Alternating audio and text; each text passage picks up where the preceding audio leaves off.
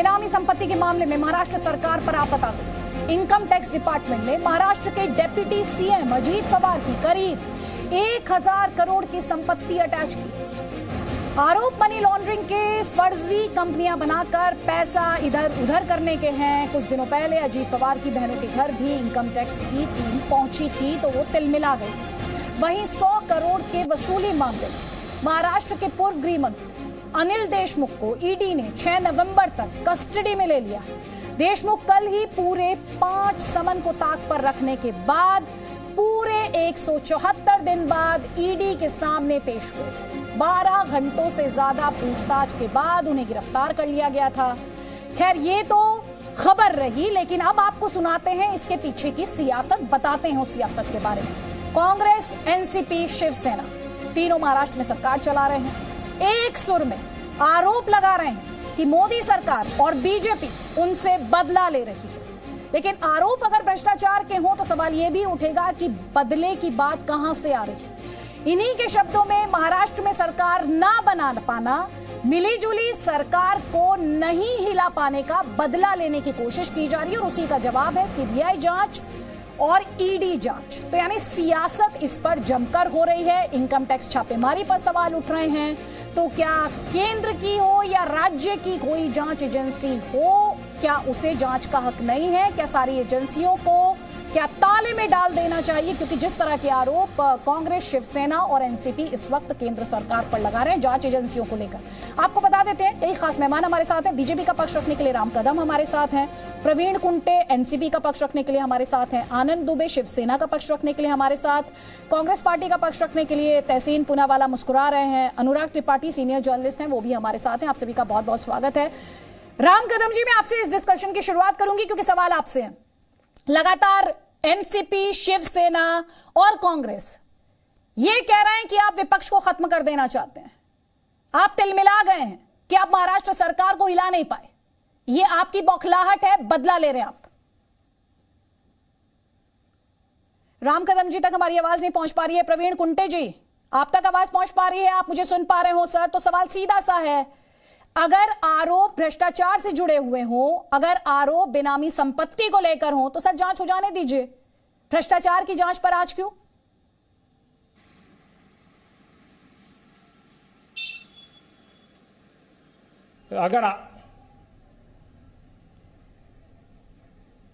प्रवीण जी आवाज आ रही है?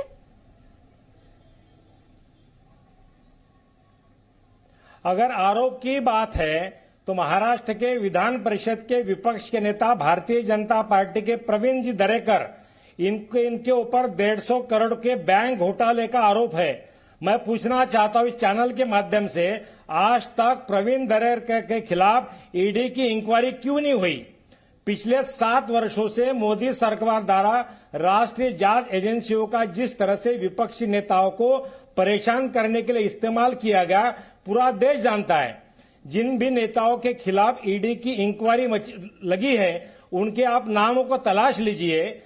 छगन भुजबल महाराष्ट्र के एनसीपी के नेता, कर्नाटका कांग्रेस के नेता डीके शिव कुमार, ममता बनर्जी के सहयोगी, तमाम मंत्रिमंडल के उनके सहयोगी, शिवसेना के प्रताप सरनाईक, अनिल परब, बताइए ना आप पर जो आरोप है सर, आप उस पर पहले जवाब दीजिए। मैंने आपसे सिंपल सवाल पूछा है। बता दीजिए, पिछले 7 वर्षों में भारतीय जनता पार्टी के एक भी नेताओं की ईडी के मार्फत चौकसी क्यों नहीं हुई?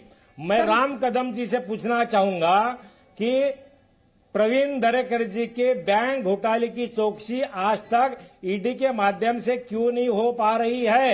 सर मैं आपसे आपकी पार्टी के जो नेता हैं उनकी जांच से जुड़ा सवाल पूछ रही हूँ सर, आप उस पर तो जवाब दे दीजिए। सर आप पॉलिटिकल आरोप एक के बाद एक लगा रहे हैं, उस पर तो राम कदम जवाब देंगे। सर मेरे सवाल का तो जवाब दे दीजिए। ज्यादा कुछ नहीं है सर, मेरे सवाल का जवाब आप दे दीजिए ना सर।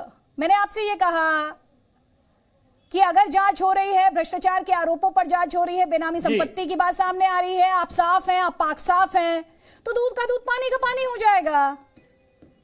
बौखलाहट क्यों? आप ईडी की चौकसी किस तरह, आपने छगन भुजबल जी का मामला देख लीजिए ना। बेवजह से 3 साल उन्हें जेल में बंद रखने का काम किया गया।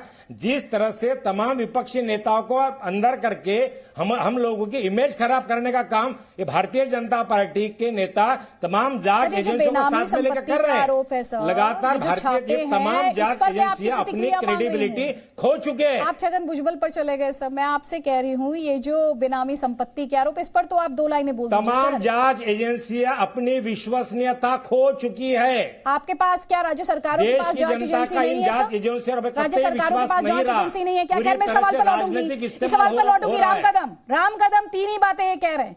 1, आप विपक्ष को खत्म कर देना चाहते हैं। 2, आप राजनीतिक बदला ले रहे हैं। और तीसरा, आप अपने नेताओं की जांच नहीं बैठाते।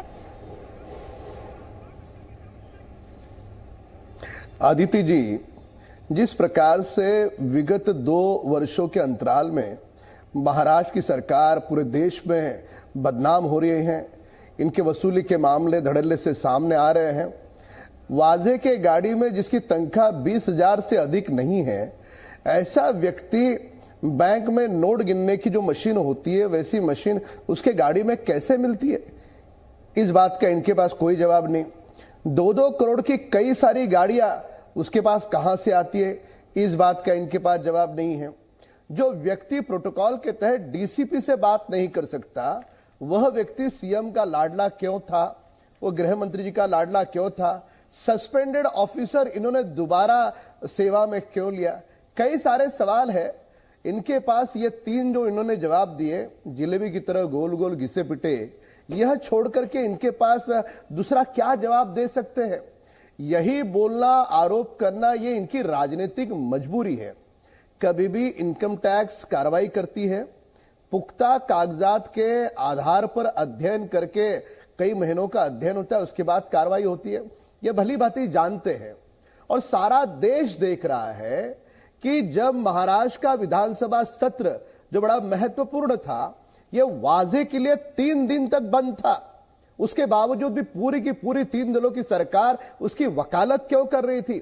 अब इन सारे बिंदुओं को जोड़ने के बाद यदि मुंबई जैसे शहर से महीने के 100 करोड़, तो पूरे महाराष्ट्र से कितने, और सारे डिपार्टमेंट को जोड़ा जाए तो कितने लाख करोड़ की वसूली? रामकदम जी, आपसे भी जो मैंने सवाल पूछा सर, आप उसका जवाब नहीं दे रहे। या सर आपने उसका जवाब नहीं दिया। प्रवीण कुंटे आपको काउंटर करना चाह रहे हैं, आप काउंटर ले लीजिए सर, क्योंकि मैंने आपसे सवाल पूछा। जितने भी विरोधी हैं आपके, वो कह रहे हैं कि आप विपक्ष को खत्म करना चाहते हैं।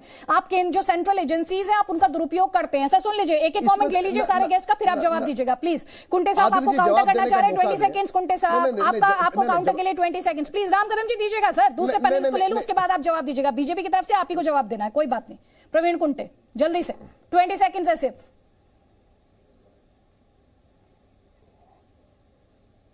क्योंकि 105 विधायक रहने के बावजूद भारतीय जनता पार्टी को विपक्ष में रहना पड़ा। आज तक वो बात भारतीय जनता पार्टी के नेता हजम नहीं कर पा रहे। आज भी उनको दिन दहाड़े सपने आते हैं कि मैं फिर से मी पुन्हा येणार।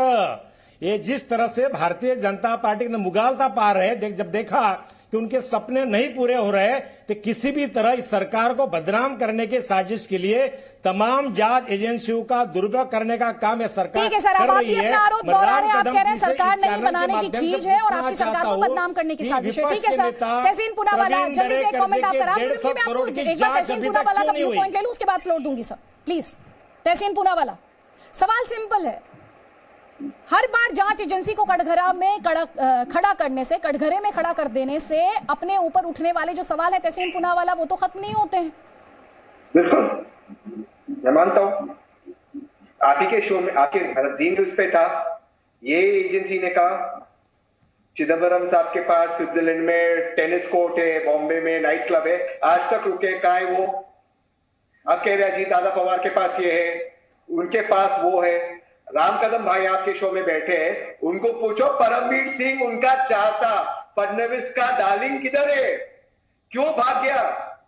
जिस व्यक्ति ने आरोप लगाया, समझो मुझ पर आरोप लगाया, मैं तो सामने हाजिर हुआ, एजेंसी के अरेस्ट हुआ, परमवीर सिंह किधर है, भाग क्यों गया? पुलिस कमिश्नर के पीछे लॉकआउट विटनेस। मैं अपने बात यहां समाप्त करता हूं दिनकर की कविता की 2 पंक्तियों के साथ। मोदी इंसाफ दे न सका, आशीष समाज की ले न सका, उल्टे विपक्ष को बांधने चला, जो था असाध्य साधने चला।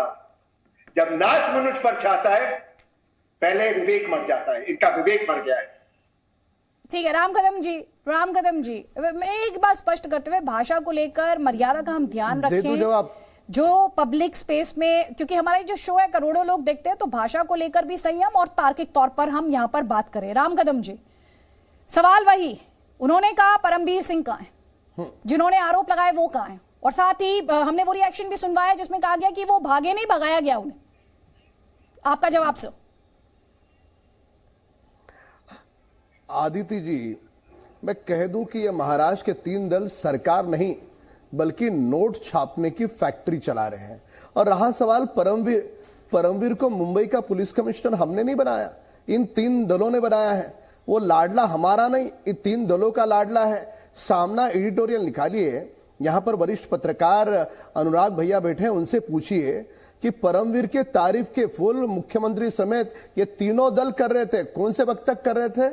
जब तक परमवीर सिंह ने इन सरकार पर आरोप नहीं किए। आरोप करते तुरंत रातों रात सरकार ने पुलिस को आदेश देकर के सब जगह पे एफआईआर दर्ज किए गए। तो ये लाडला तहसीन भाई, ये महाराष्ट्र सरकार का लाडला होगा। हम किसी भी भ्रष्टाचार का समर्थन नहीं करते, ये पहला बिंदु। और दूसरा बिंदु स्पष्टता के साथ यहां बता दूं कि रहा सवाल डीजी रैंक का अफसर, महाराष्ट्र सरकार वो कहां गया इसकी जानकारी नहीं रख पाती, उसकी सुरक्षा नहीं कर पाती, तो 12 करोड़ जनता की सुरक्षा ये कैसे करेंगे?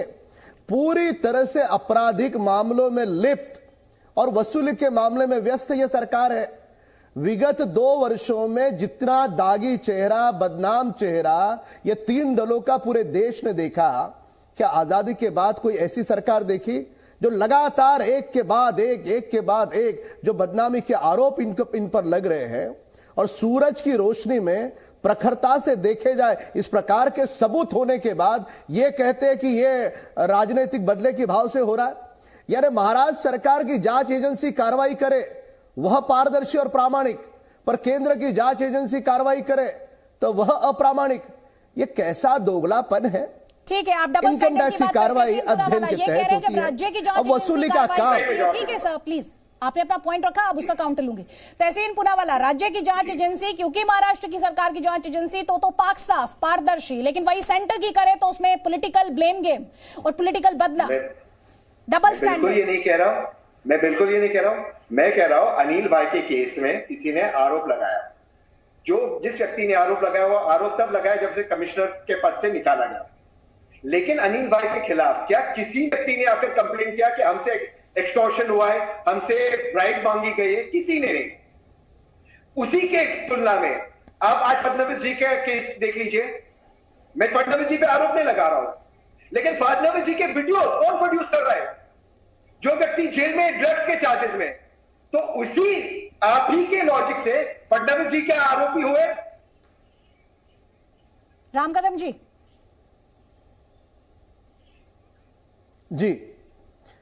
ने फडणवीस जी पर जो आरोप नवाब मलिक जी ने लगाया, एक फोटो साझा करके क्या आरोप लगते हैं?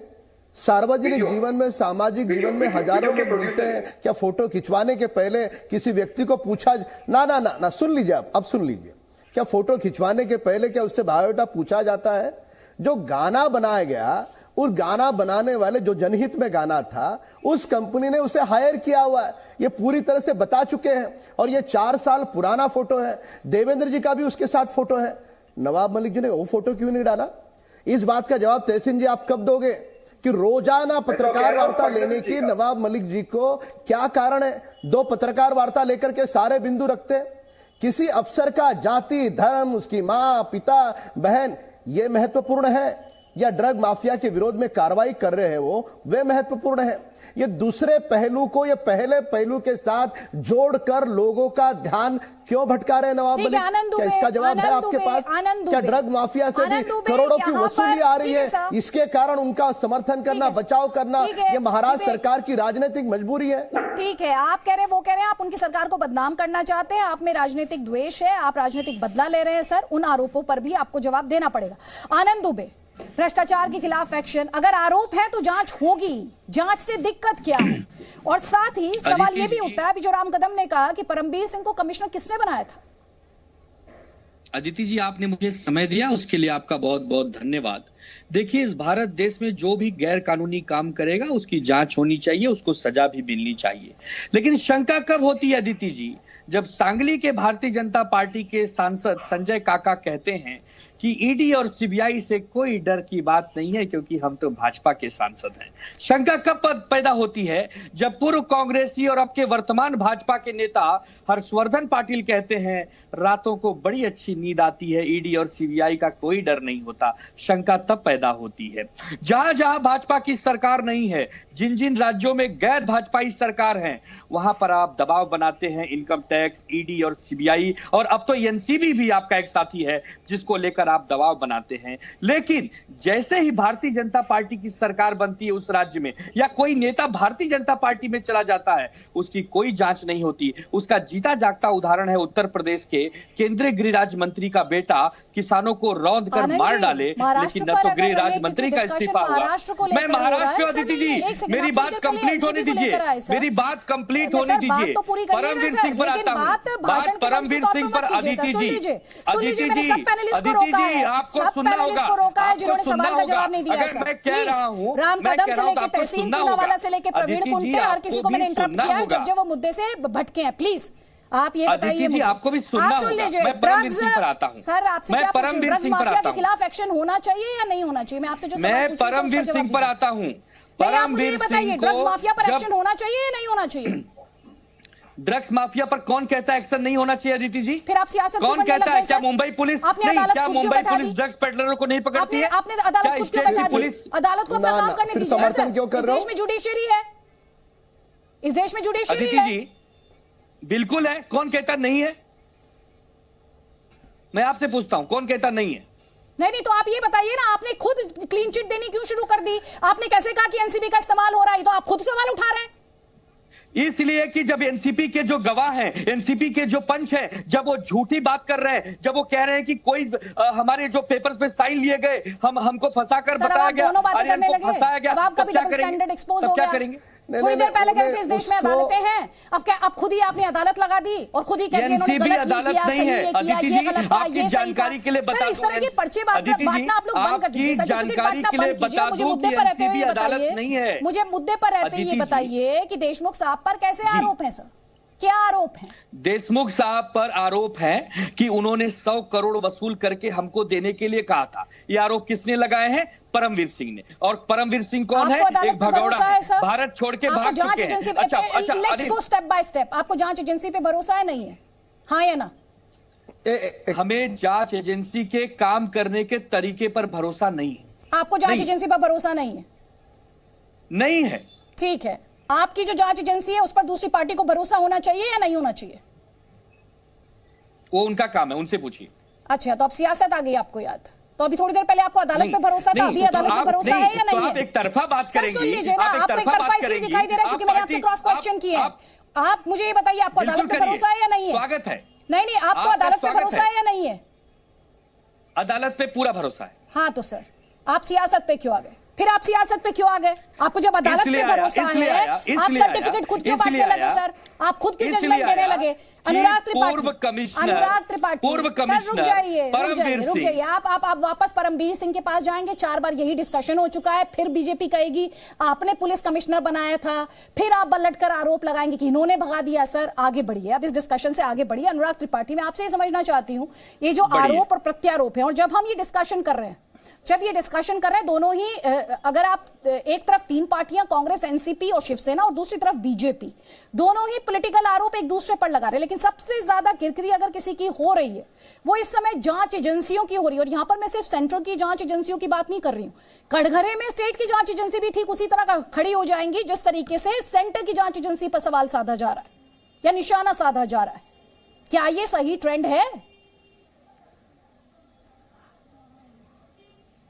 असल में ये बहुत ज़्यादा इसमें कई पहलू हैं अंदर के, तो वो उस पर जाने के बजाय मैं सबसे पहले तो ये सवाल पूछूंगा, मैं और आप पत्रकार के तौर पे शायद उस दिन का इंतज़ार करेंगे कि कि जिस दिन कोई पार्टी छाती ठोक के ये कह पाएगी कि नहीं, हमारे अंदर कोई बेईमान नहीं है, हम सब अच्छे हैं, और आप हमारी जांच करा लीजिए, हम डरते नहीं है। एक ही काम हम देख ही रहे हैं चारों तरफ। स्थिति यह है कि ये गंदगी, वो गंदा है, वो गंदा है, वो कह रहा है वो गंदा है, हम साफ हैं ये तो कोई नहीं कह रहा ना। महाराष्ट्र हो या देश की कोई भी स्थिति हो, चुनाव में हजारों करोड़ रुपए खर्च होते हैं, हम सब जानते हैं, और ये पैसे किस व्यवस्था से आते हैं पत्रकार के तौर पे, ये भी हम जानते हैं, ठीक है। तो महाराष्ट्र में भी बरसों से होता आया है, कोई एक दिन में शुरू हुआ ऐसी बात नहीं है, ये बरसों से गृह विभाग के पैसे आते हैं, हर पोस्टिंग पे पैसे आते हैं। महाराष्ट्र में मुंबई की पोस्टिंग में एक पोस्टिंग में करोड़ों रुपए जाते हैं, और ये सच्चा, ये बिल्कुल खुला हुआ सच है, ठीक है ना, और ये हमेशा रहा है, ठीक है। ये स्थिति जो है, जब तक हम मूल समस्या की जड़ पर नहीं हमला करते, जब तक हम ये तय नहीं करते कि हर तरफ से बेईमानों का नाश होना चाहिए, और ये जैसे पकड़े जा रहे हैं लोग, अभी धरे जा रहे हैं, कार्रवाई हो रही है, एक बड़ा दर्द ये भी है ना कि कुछ लोगों पे कार्रवाई होती, कुछ छूट जाते हैं, कुछ सत्ता में होते ही वो भूल जाते हैं लोग, वो सत्ता में भी संभालते हैं। दल बदल कैसे होते हैं, केंद्र में जो सरकार आती है तो यहां के बहुत सारे नेता वहां चले जाते हैं, क्योंकि वहां ईडी है, इनकम टैक्स है, वहां फंसे हुए हैं। बहुत सारे लोग स्टेट में गृह मंत्रालय जिसके पास होता है उसमें फंसे होते हैं, तो वो यहां से वहां जंप मार लेते हैं। बड़ी सुविधाजनक राजनीति है। दल बदल आप देखेंगे तो दल बदल पॉलिटिकल कारण से नहीं होते, महाराष्ट्र में तो बिल्कुल ही नहीं होते, सिर्फ और सिर्फ सुविधा के लिए, जान बचाने के लिए, अपने आप को राजनीति चलती रहे इसके लिए। बहुत व्यापक पैमाने पे आप इसको देखेंगे, महाराष्ट्र की राजनीति में बहुत ज्यादा गंदगी फैल गई है, और ये गंदगी कुछ दलों तक सीमित है, ये समझना बिल्कुल ना समझिए। मेरे ख्याल से चारों तरफ की स्थिति खराब है, और मेरे ख्याल से सबको इस पे सोचना पड़ेगा। एक बार इन सबको, हमारे मित्र जहां बैठे हैं, इन सबको सोचना पड़ेगा, और बाहर भी जो सुन रहे हैं उनको भी सोचना पड़ेगा कि ये स्थिति कैसे आन पड़ी है हम सब पर। ठीक है सर। कि ये स्थिति है कि एक परमवीर सिंह हैं, एक अनिल देशमुख हैं, एक इसमें जो प्रमुख कलाकार हैं इस पूरे घोटाले में, ये पूरे झंझट में, वो सबके सब दागी हो के बाहर निकल रहे हैं लिटरली। तो ये स्थिति कहां तक पहुंचेगी, किस दुर्गति तक जाएगी हमारी व्यवस्थाएं, हमारा जो जिस सिस्टम है, जिस पर हमको पूरा विश्वास होना चाहिए, वो सिस्टम किस स्थिति को जा रहा है। मेरे ख्याल से चिंता का पहलू हमारे लिए ये होना चाहिए इस समय। ठीक है, बहुत इंपॉर्टेंट पॉइंट सर आपने उठाया। आनंद दुबे, आप दीजिए जवाब। अनुराग त्रिपाठी अनुराग जो भाई कहा, की बात से पूरी तरह सहमत हूं। अनुराग भाई की बात से पूरी तरह सहमत हूं। लोकतंत्र में एक स्वस्थ राजनीति होनी चाहिए, गैर कानूनी चीजों के लिए कोई जगह नहीं होनी चाहिए। और सही बात है अनुराग भाई, आप सही कह रहे हैं कि सभी दलों को अपने आप को इससे बचाना भी चाहिए, और वो कोशिश में भी लोग लगे हैं। लेकिन अगर भाजपा गलत करे तो वो बच जाए, क्योंकि वो ताकतवर पार्टी वो सत्ता में है, और कांग्रेस अगर गलत करे तो वो फंस जाए क्योंकि वो कमजोर है। ये नहीं होना चाहिए। और जिस प्रकार से 7-8 वर्षों में जो बदले की राजनीति आदरणीय मोदी जी के नेतृत्व में देश में शुरू हो रही है, उस पर एक बहुत बड़ी जवाब मैं जवाब ही दे रहा हूं। मैं जवाब ही दे रहा हूं। करप्शन की बात कर रहे थे, वो जो वसूली के आरोप लगा रहे थे, वो जो वसूली पर बात कर रहे थे, मैं उसकी बात कर रही हूं। सचिन वजह जेल में बंद है, सचिन वजह जेल में बंद है, कानून अपना काम कर रहा है, सचिन वजह जेल में बंद है, परमवीर सिंह का आता पता नहीं है, अनिल देशमुख जी खुद चल के ईडी के पास गए हैं। अब आपने लाइन बदली, और अब आपको लग रहा है कि अब आपको लग रहा है कि जांच एजेंसी सही काम कर रही है। अदिति जी, यार आप बार बार जांच एजेंसी और अदालत में थोड़ा फर्क कर दीजिए। सर मैं तो फर्क कर रही हूं, आपको फर्क नहीं समझ आ रहा है, आप ही नहीं कर पा रहे हैं फर्क। आपको ही मैं याद दिला रही हूं, जांच एजेंसी का बार आपको यही याद दिला रही हूँ कि जांच एजेंसी पर भरोसा नहीं तो अदालतों पर तो है ना आपको। अलग चीज है, वहां हो जाएगा इंसाफ। लेकिन आपसे जो आरोप को लेकर सवाल पूछ रही है उस पर जवाब नहीं देते बन रहा है आपसे। उसी पे जवाब दे रहा हूं कि जांच एजेंसियों पे 100% भरोसा नहीं है, लेकिन आपको भरोसा नहीं है, फिर क्यों भेज दिया कस्टडी में? आपको भरोसा नहीं है इस डिस्कशन में। अदालत में ही पेशी हुई थी ना सर, अदालत में ही पेशी हुई थी, कहीं नुक्कड़ पे तो कराई नहीं गई होगी जांच एजेंसी द्वारा। पेशी अदालत में ही हुई थी ना सर, कस्टडी में भेजा ना अदालत ने, भेजा या नहीं भेजा? नहीं भेजा है तो उसके बाद बेल भी तो मिलते हैं लोगों को। हाँ ठीक है सर, तो आप जिस तरीके से जांच एजेंसियों को सिरे से खारिज कर रहे हैं सर, कम से कम उसमें तो थोड़ा सा संयम बरत लीजिए। जहां जहां भाजपा की सरकार नहीं है, अब आप पॉलिटिक्स पे आ गए। जांच एजेंसियां दुरुपयोग करती हैं, ये अदिति जी आपको मानना होगा। सर मैं तो ये जानती हूं कि जहां जहां राज्य सरकारों की भी एजेंसियां हैं, आप सभी लोग, अभी थोड़ी देर पहले अनुराग जी ने बहुत क्लियरली कहा कि कटघरे में आप सभी हैं, कटघरे में सभी हैं। आपको मैं थोड़ा सा दुरुस्त कर तो भाई इससे नहीं, आपका ज्ञान थोड़ा सा दुरुस्त कर देती हूँ। आप मुझसे सिर्फ ये कहलवाना चाहते हैं, जो आप मुझसे कहलवाना चाहते हैं सर, वो हर पॉलिटिकल पार्टी पर लागू होता है और उस पर जवाब आपको देना है। जो आरोप अभी लगाया अनुराग त्रिपाठी ने, उस पर तो बोल दीजिए सर।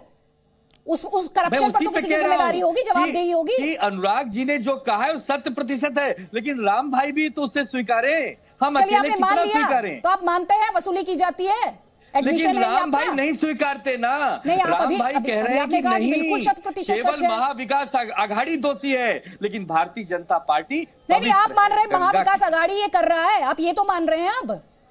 नहीं, मैं ये नहीं कह रहा, मैंने कहा मेरा एक ही कहना है कि सब में दोष है, दोष सब में है। अदिति जी, दोष सब में है, लेकिन हम तो मानते हैं सामने वाला दोष है।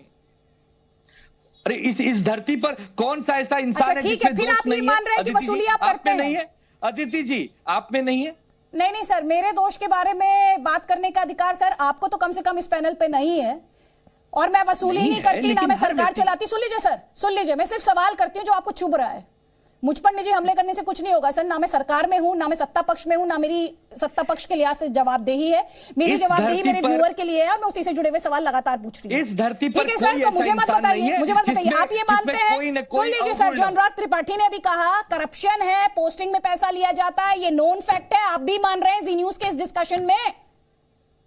तो भारतीय जनता पार्टी को क्या हो रहा है? सर मैं आपसे पूछ रही हूँ, आपको बीजेपी की पड़ी है सर, बीजेपी पे जवाब देगा बीजेपी का प्रवक्ता। आप अपनी पार्टी पे दीजिए ना। कोई सत्य, चलिए आपने कबूल कर लिया, आप पाक साफ नहीं है, कबूल कर लिया ना आपने। विश्व स्तर पर है सर, जब आप खुद ही मान रहे हैं कि आप पाक साफ नहीं है, तो फिर आप जांच एजेंसी पर किस तरह से सवाल उठा रहे हैं सर? आप फंस गए। अगर अनुराग त्रिपाठी जी को आप फंस गए हैं सर, आप फंस गए हैं, आप खुद मान रहे हैं कि ये एग्जिस्ट करता है। ठीक है, राम कदम जी को झुठलाया जाए। राम कदम जी ये कह रहे हैं हम तो मानते हैं हम पाक साफ नहीं है। तहसीन दूंगी मैं आपको फ्लोर, तहसीन फ्लोर दूंगी। एक सेकंड, एक काउंटर लूंगी राम कदम जी का। राम कदम जी ये कह रहे हैं हम तो करप्ट है, मान रहे हैं, यही कह रहे हैं ना आदित्य? आनंद दुबे जी यही कहा ना आपने? हाँ, हम मान रहे हैं हम करप्ट है। आदित्य जी बोलिए राम कदम जी। आपके शब्द, आपके मुख बहुत बढ़िया।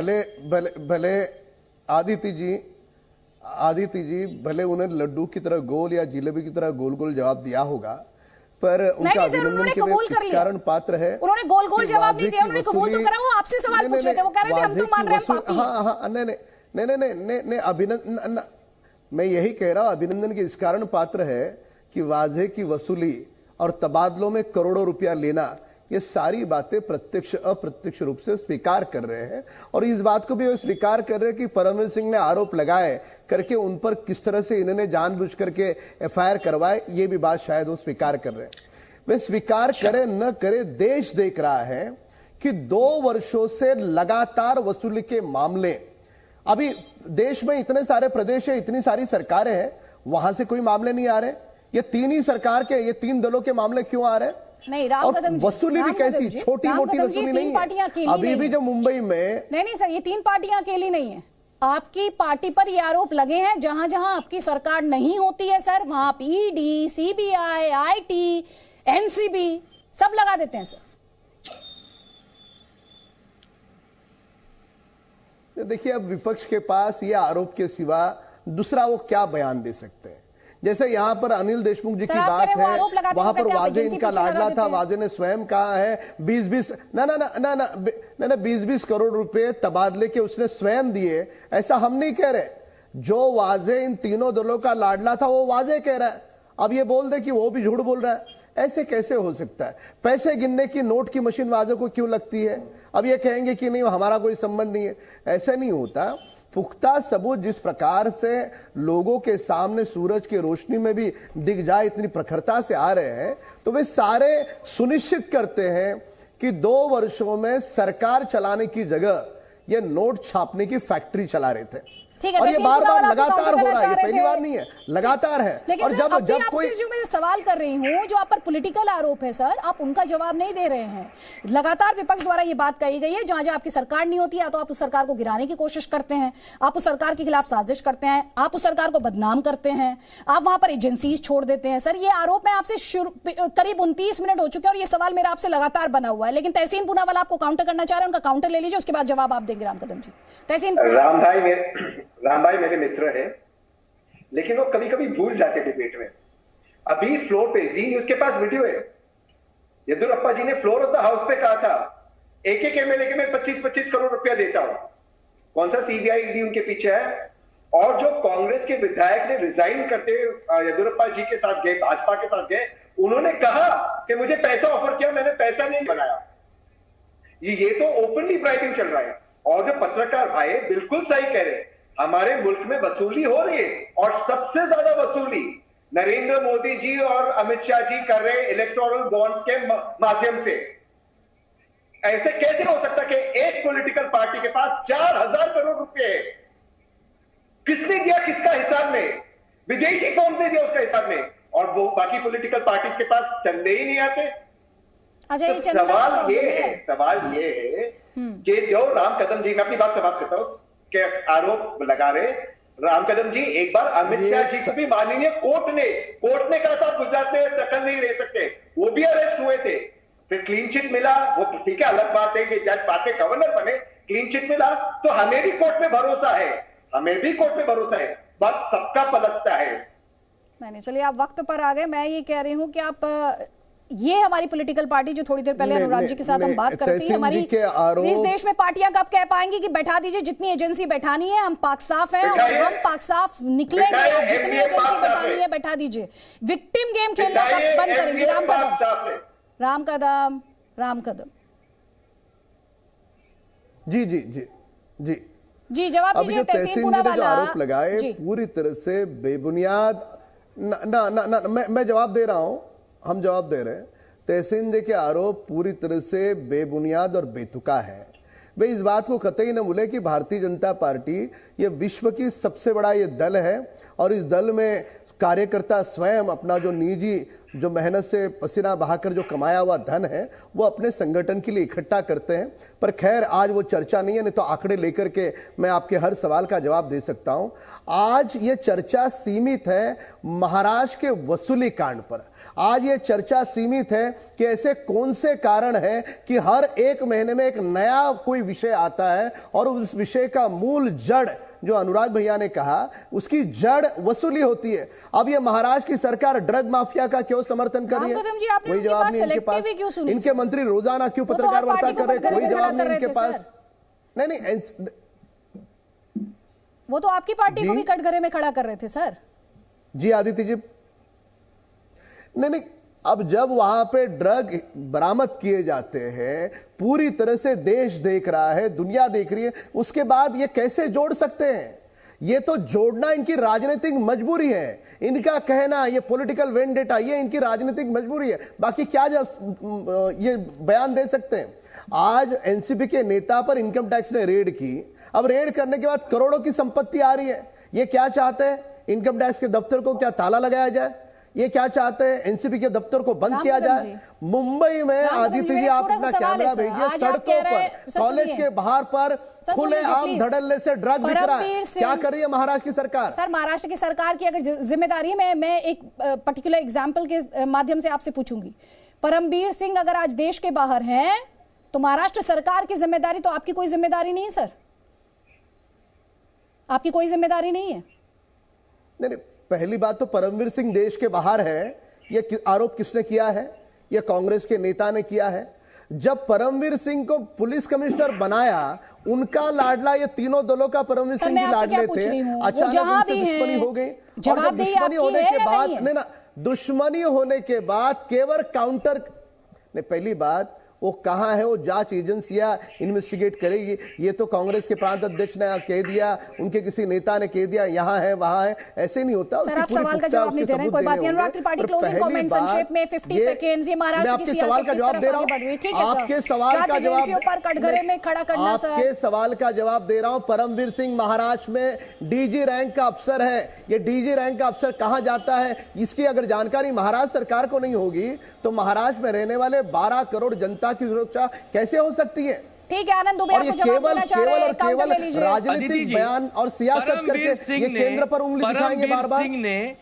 परमवीर सिंह ने स्टेट सरकार को कहा था कि मैं अस्वस्थ हूं, मैं अपने गांव हरियाणा जाना चाहता हूं। वो हरियाणा गए। हरियाणा से अगर वो विदेश भाग गए हो तो उसके लिए पासपोर्ट और वीजा जरूर लगता है, जो कि केंद्र के अधीन होता है। इसका मतलब क्या किसी बड़े उनको भगाने में मदद की है? प्लीज अनुराग त्रिपाठी।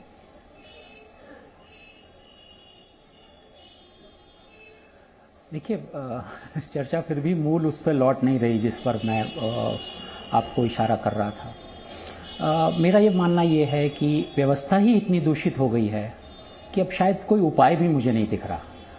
सत्ताएं बदलती हैं, सरकारें बदलती हैं, मंत्रालय में दलाल बदलते मैं नहीं देखता। शायद कुछ नए दलाल जुड़ जाते हैं और वो फिर बने रहते हैं बाद में, वो सरकार के जाने के बाद भी। एक बहुत बड़ी कठोर यथार्थ की सच्चाई है, सारे अफसरों के तबादलों के लिए कुछ अलग आदमी होते हैं हर सरकार में, एक्स्ट्रा कॉन्स्टिट्यूशनल आदमी जो तय करते हैं कि ये तो आप पुलिस की पोस्टिंग कर रहे हैं, मैं कह रहा हूं आईएएस अफसरों की पोस्टिंग के लिए भी बहुत बड़ा एक अलग नेटवर्क काम करता है जो सब जानते हैं। ये ऐसा नहीं है कि मैं ऐसा बहुत बड़ा रहस्य खोल रहा हूं सबके सामने। तो वो सरकारें, व्यवस्थाएं, ये चीजें जो हैं, इसमें धीरे धीरे सब कुछ गंदला होता जा रहा है। उसमें कुछ स्वच्छता आनी चाहिए मेरे ख्याल से। ये अब जनता ही कुछ करेगी तो करेगी, वरना तो ये व्यवस्था अपने आप को ठीक करेगी। प्रत्यारोपों के बीच किस तरफ आगे बढ़ती है? आप सभी मेहमानों का तहसीन पूनावाला, राम कदम, प्रवीण कुंटे, आनंद दुबे और अनुराग त्रिपाठी, बहुत बहुत शुक्रिया, आपने जी न्यूज़ के लिए वक्त निकाला है। लेकिन ये स्पष्ट करते हुए, अगर किसी पर आरोप हैं तो उस पर जांच होनी चाहिए और इस देश में इंसाफ के लिए अदालतें हैं। ऐसे में सियासी पार्टियों को सर्टिफिकेट बांटने से बचना चाहिए। Presenting B News app available on Google Play and App Store. Download it now.